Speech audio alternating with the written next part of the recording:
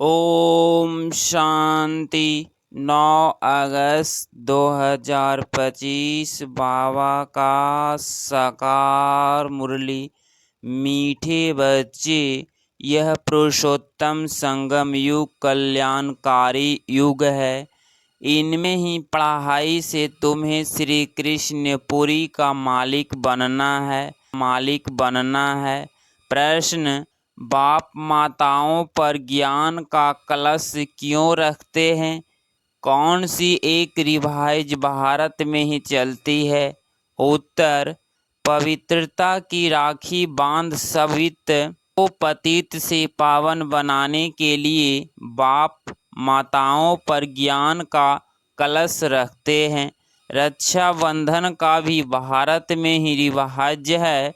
बहन भाई को राखी बांधती है, यह पवित्रता की निशानी है। बाप कहते हैं, बच्चे तुम मामी कम याद करो तो पावन दुनिया के मालिक बन जाएंगे। ओम शांति। यह है भोलेनाथ की महिमा, जिसके लिए कहते हैं देने वाला है। तुम बच्चे जानते हो श्री लक्ष्मी नारायण को यह राज्य भाग किसने दिया?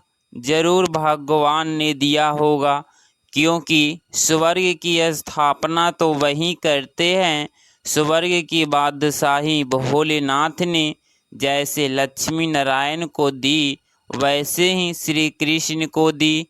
राधे कृष्ण अथवा लक्ष्मी नारायण की बात तो एक ही है, परंतु राजधानी है नहीं।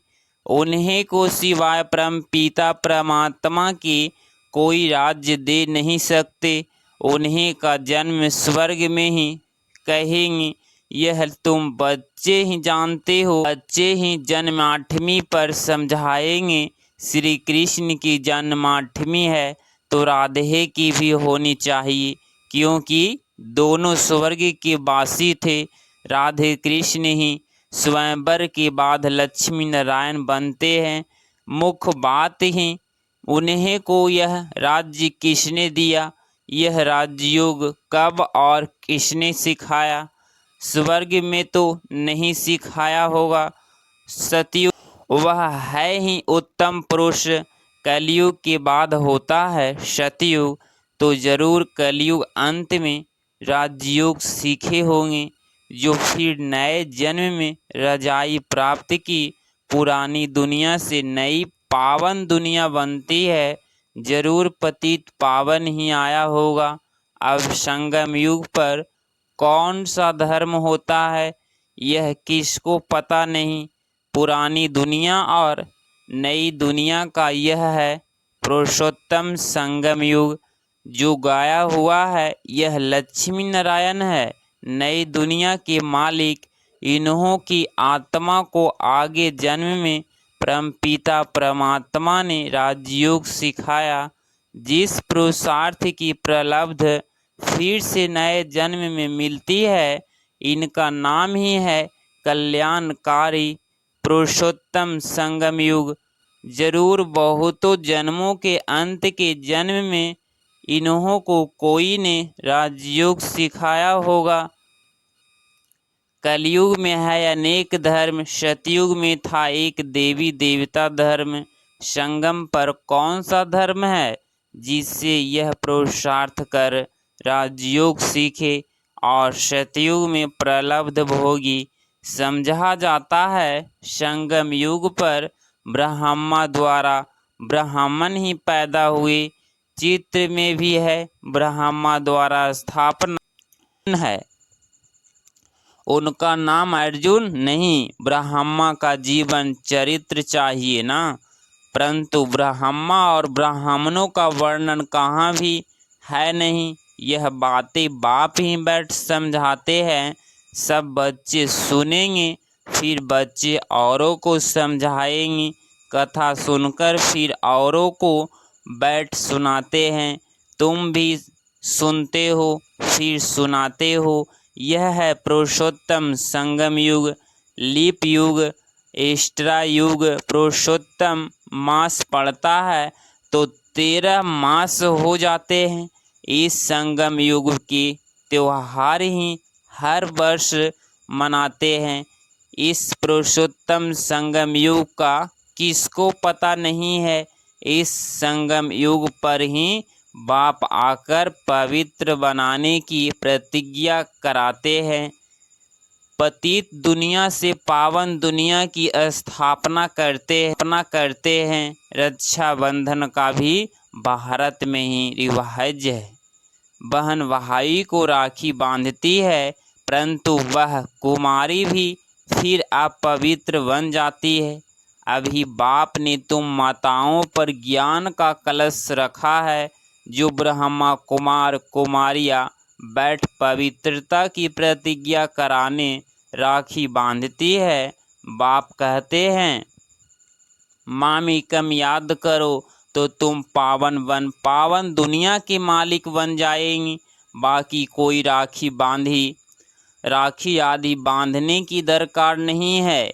यह समझाया जाता है जैसे साधु सन्यासी लोग दान मांगते हैं।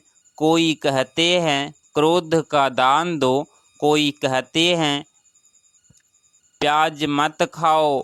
जो खुद नहीं खाते होंगे वह बाहरी प्रतिज्ञा तो बेहद का बाप कराते हैं।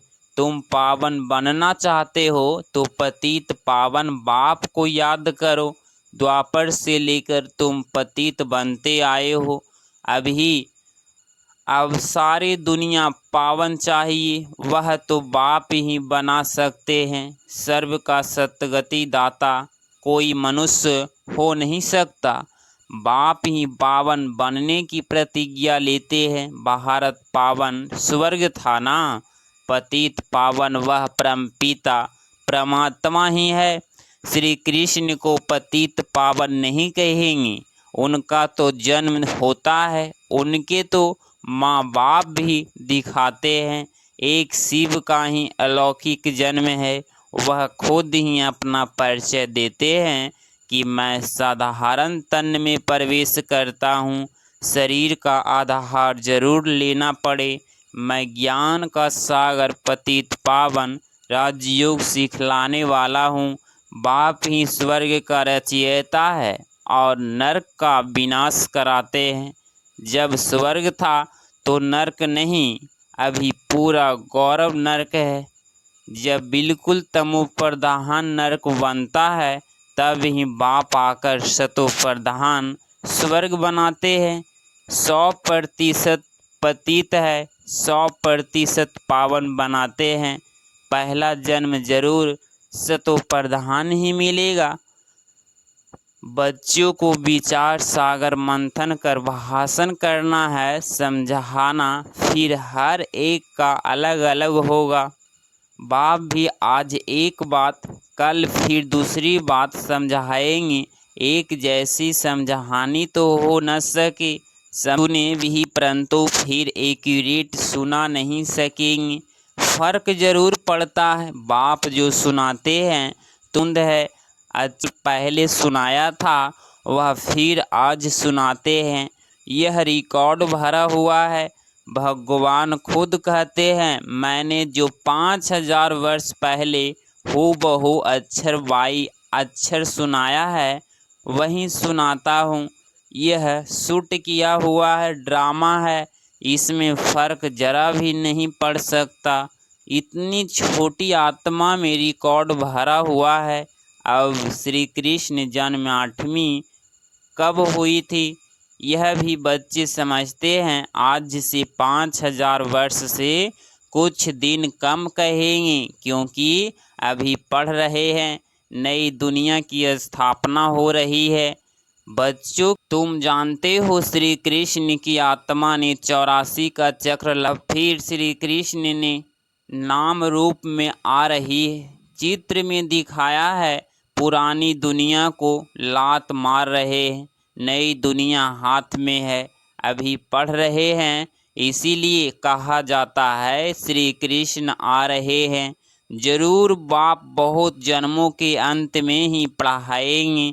यह पढ़ाई पूरी होगी जो श्री कृष्ण जन्म लेंगे। बाकी थोड़ा टाइम है पढ़ाई का। जरूर अनेक धर्मों का विनाश होने के बाद श्री कृष्ण का जन्म हुआ होगा। सो भी एक श्री कृष्ण तो नहीं, सारी श्री कृष्ण पूरी होगी। यह ब्राह्मण ही है जो फिर यह राजयोग सीख देवता पद पाएंगे। देवताएं बनते ही है नॉलेज से। बाप आकर मनुष्य देवता बनाते हैं पढ़ाई से। यह पाठशाला है, इसमें सबसे जास्ती टाइम लगता है। पढ़ाई तो सहज है, बाकी योग में है मेहनत। तुम बता सकते हो श्री कृष्ण की आत्मा अब राजयोग सीख रही है परम पिता परमात्मा द्वारा, शिव बाबा ब्रह्मा द्वारा हम आत्माओं को पढ़ा रहे हैं विष्णुपुरी का राज्य देने। हम प्रजापिता ब्रह्मा के बच्चे ब्राह्मण ब्राह्मणियाँ हैं। यह है संगम युग। यह बहुत छोटा सा युग है।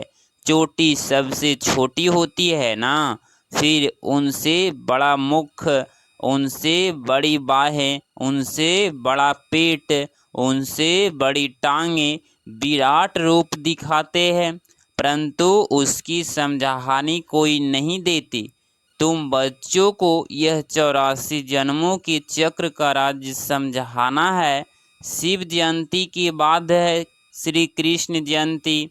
तुम बच्चे के लिए यह है संगम युग, तुम्हारे लिए कलयुग पूरा हो गया।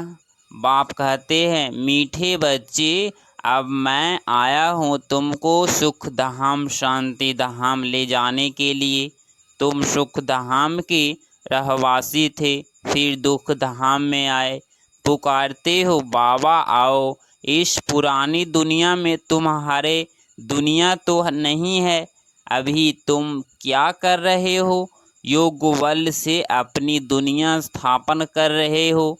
कहा भी जाता है अहिंसा परमो देवी देवता धर्म। तुमको अहिंसक बनना है, न काम कटारी चलानी है, न लड़ना झगड़ना है। बाप कहते हैं मैं हर 5000 वर्ष बाद आता हूँ, लाखों वर्ष की बात ही नहीं। बाप कहते हैं यज्ञ तप दान पुण्य आदि करते हुए तुम नीचे गिरते आए हो। ज्ञान से ही सतगति होती है। मनुष्य तो कुंभकर्ण की नींद में सोए हुए हैं, जो जगते ही नहीं। इसीलिए बाप कहते हैं मैं कल्प कल्प आता हूँ। मेरा भी ड्रामा में पार्ट है, पार्ट बिगर मैं भी कुछ नहीं कर सकता हूँ। मैं भी ड्रामा के बंधन में हूँ, पूरे टाइम पर आता हूँ। ड्रामा के प्लान अनुसार मैं तुम बच्चों को वापिस ले जाता हूँ। अब कहता हूँ मन मना भव, परंतु इनका भी अर्थ कोई नहीं जानते हैं। बाप कहते हैं देह की सर्व संबंध छोड़ मामी कम याद करो तो तुम पावन बन जाएंगे। बच्चे मेहनत करते रहते हैं, बाप को याद करने की। यह है ईश्वरीय विश्वविद्यालय। सारे विश्व को सतगति देने वाला दूसरा कोई ईश्वरीय विश्वविद्यालय हो न सके। ईश्वर बाप खुद आकर सारे विश्व को चेंज कर देते हैं, हेल से हेवन बनाते हैं, जिस पर फिर तुम राज्य करते हो। शिव को बबुलनाथ भी कहते हैं, क्योंकि वह आकर तुमको काम कटारी से छुड़ाए पावन बनाते हैं। भक्ति मार्ग में तो बहुत सो है, यहाँ तो शांत में याद करना है। वह अनेक प्रकार के हठ योग आदि करते हैं, उनका तो निवृत्ति मार्ग ही अलग है। वह ब्रह्मा को मानते हैं। ब्रह्मा योगी तत्व योगी है। वह तो हो गया आत्माओं के रहने का स्थान, जिसको ब्रह्मांड कहा जाता है। वह फिर ब्रह्मा को भगवान समझ लेते हैं, उसमें लीन हो जाएंगे, गोया आत्मा को मॉर्टल बना देते हैं। बाप कहते हैं मैं ही आकर सर्व बाप कहते हैं मैं ही आकर सर्व की सतगति करता हूँ। शिव बाबा ही सर्व की सतगति करते है ही हीरे जैसा, फिर तुमको गोल्डन एज में ले जाते हैं। तुम्हारा भी यह हीरे जैसा जन्म है, फिर गोल्डन एज में आते हो। यह नॉलेज तुमको बाप ही आकर पढ़ाते हैं, जिससे तुम देवता बनते हो। फिर यह नॉलेज प्रलोप हो जाती है। रचता और रचना की नॉलेज नहीं है। अच्छा, मीठे मीठे सिकलधे बच्चों प्रति माता पिता बाप दादा का याद प्यार और गुड मॉर्निंग। रूहानी बाप की रूहानी बच्चों को नमस्ते नमस्ते। धारणा के लिए मुख्य सार पॉइंट नंबर फर्स्ट, इस पुरानी दुनिया में रहते डबल हिंसक वन युगबल से अपनी नई दुनिया स्थापना करनी है। अपना जीवन हीरे जैसा बनाना है। पॉइंट नंबर टू, बाप जो सुनाते हैं उस पर विचार सागर मंथन कर दूसरों को सुनाना है। सदा नशा रहे कि यह पढ़ाई पूरी होगी तो हम कृष्णपुरी में जाएंगे। 9 अगस्त 2025 का वरदान, अपवित्रता के नाम विनाश को भी समाप्त कर हिज होलीनेस का टाइटल प्राप्त करने वाले होली हंस भव। स्पष्टीकरण, जैसे हंस कभी भी कंकड़ नहीं चुगते, रत्न धारण करते हैं, ऐसे होली हंस किसी के अवगुण यथार्थ कंकड़ को धारण नहीं करते। वो व्यर्थ और समर्थ को अलग कर व्यर्थ को छोड़ देते हैं, समर्थ को अपना लेते हैं। ऐसे होली हंस ही पवित्र शुद्ध आत्माएं हैं। उनका आहार व्यवहार वह सब शुद्ध होता है। जब अशुद्धि यथार्थ अपवित्रता का नाम निशान भी समाप्त हो जाए, तब भविष्य में हिज होलीनेस का टाइटल प्राप्त हो। इसीलिए कभी गलती से के अवगुण धारण नहीं करना। स्लोगन, सर्वंश त्यागी वह है जो पुराने स्वभाव संस्कार के वंश का भी त्याग करता है। अब व्यक्ति सारे सहजयोगी बनना है तो परमात्मा में प्यार के अनुभवी बनो। कोई भी कार्य करते बाप की याद में लवलीन रहो। किसी भी बात के विस्तार में न जाकर विस्तार को बिंदी लगाए। बिंदी में समा दो, बिंदी बन जाओ। बिंदी लगा दो तो सारा विस्तार सारी जाल सेकंड में समा जाएगी और समय बच जाएगा। मेहनत से छूट जाएंगी। बिंदी बन बिंदी से लवलीन हो जाएंगी। अगर आप इस चैनल पे डेली मुरली क्लास सुन रहे हैं तो चैनल को प्लीज़ सब्सक्राइब करें और नोटिफिकेशन ऑल पे क्लिक करें। मिलते हैं अगली मुरली क्लास में। ओम शांति।